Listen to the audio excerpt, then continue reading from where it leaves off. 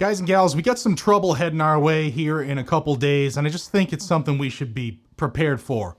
We need to talk about something that's not getting enough coverage, but it's coming straight for you in your community if this government shutdown keeps dragging on.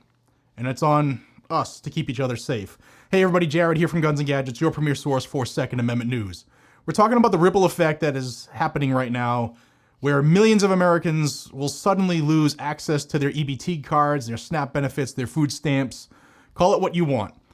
When that money stops flowing, desperation will start growing. And history has shown us that when people can't feed their families, especially children, then property crime and theft, and yes, interpersonal crime starts to spike.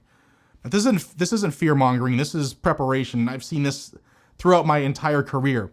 And because while politicians in Washington, they're just going to keep bickering back and forth because they each want to win on this, it's ordinary people like you and I who are going to feel the real world fallout here.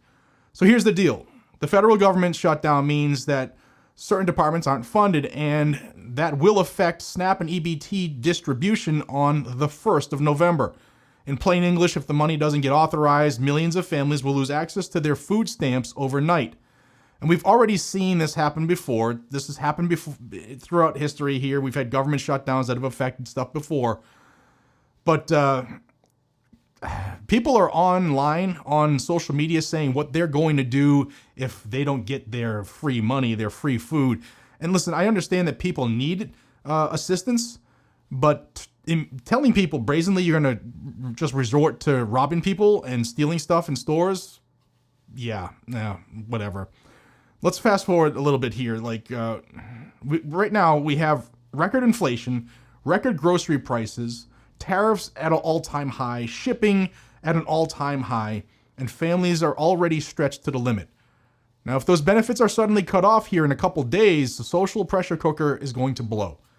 And I just want you to be safe. I want you to keep your family safe. And when guys and gals, when this happens, you can expect an uptick in thefts, larcenies, burglaries, and maybe even worse. Now, police data from previous shutdowns show mixed results, but the one constant has been when people panic, crimes of opportunity go up.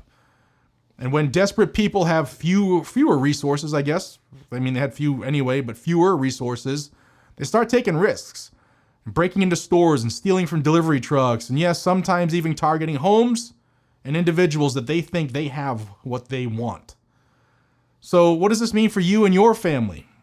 Well, it means that you need to think ahead of this right now. If EBT payments are frozen on the 1st, it won't just affect the folks who rely on those benefits, it will affect everything around them. Stores in certain areas could become flashpoints, like Walmarts, etc. Places where tensions will boil over. Grocery stores, dollar stores, convenience stores, any place where food or essentials are sold could see an increased security incident count, I guess. Like I said, we've seen this before. The Democrats, the whole burn it down during the riots, during natural disasters, people go looting, and even during supply chain disruptions because everybody's got to get their Nikes, I guess. But when people can't get what they need, they take it. And that's why I'm urging you to avoid high traffic areas if things start to get tense. If you hear about confrontations or fights breaking out over food or supplies, don't go check it out. Stay away. It's common sense. But we need to start spreading this to our families, to our children, to our elders. Keep your distance from stores and areas where emotions could boil over.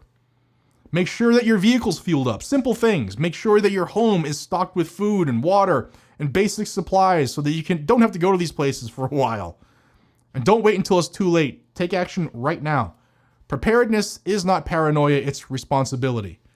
And you already know this. The folks who watch this channel are true patriots, the kind of people who plan ahead.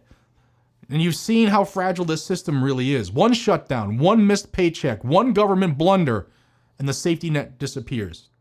And this is why self-reliance matters. This is why we stock up. This is why we train, why we stay aware, and yes, why the Second Amendment exists. Our founders knew that liberty and security start at the individual level. The Second Amendment wasn't written so that you can go duck hunting. It was written so that you could protect yourself, your family, and your community when society starts to break down. Hopefully, you guys and gals have a community. When police response times go up, when they're preoccupied with all this other stuff, and panic sets in, when criminals see opportunity, the only thing standing between you and harm is you. This is exactly why the right to keep and bear arms is sacred. Because in moments of chaos, your personal safety is not a political talking point. It's survival. If we see EBT systems crash or payments stop and thefts actually start to rise, there's no guarantee law enforcement can get to you in time. Departments are already understaffed nationwide and response times are going up. And during civil unrest, they prioritize life-threatening calls first if they respond to any other calls at all. So, Patriots, your right to self-defense is not negotiable.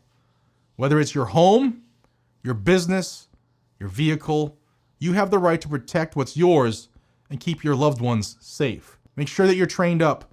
Make sure your firearm is ready to go, clean, oiled, lubricated. Change your batteries in your lights and your optics. Just make sure everything is reliable and that you're competent with it. Review your state's laws, guys and gals, because God forbid you need it. Make sure you're doing it the right way. Know your surroundings, have a plan. Not fear, but a plan. Because criminals thrive in confusion, prepared citizens do not. Guys and gals, here's the bottom line. The reason I'm making this video is that a government shutdown isn't just about politics. It has real world consequences. And if EBT bottoms out here in a couple days, millions and millions of people are going to feel the squeeze, and that will cause desperation. And the last thing I want is for any of you all, or your family, or your moms, your dads, your nephews, your neighbors, to get hurt when stuff spills out into the streets. And we could see an increase in property crimes and thefts and burglaries and larcenies, all because of the failed leadership in Washington, D.C. But you don't have to be a victim. Stay alert, stay awake, and avoid risky locations. That's the biggest thing. Stock up on your essentials. You got a day or two to really get it before people start freaking out. Remember, the greatest equalizer in uncertain times is a well-armed, well-prepared American. The Second Amendment isn't just words on paper. It's your lifeline when chaos comes knocking. And we're staring down the barrel of chaos coming knocking nationwide. And if you found this helpful, please hit the thumbs up button. Share this with your friends and family so that they're prepared. And subscribe to Guns and Gadgets if you haven't already. I'll keep bringing you the truth that the mainstream media won't touch, because here on Guns and Gadgets, we're news for patriots by patriots. Stay safe, guys and gals. Stay vigilant. And until we talk again, be prepared, be trained, stay free. I'll see you all in the next one. Take care.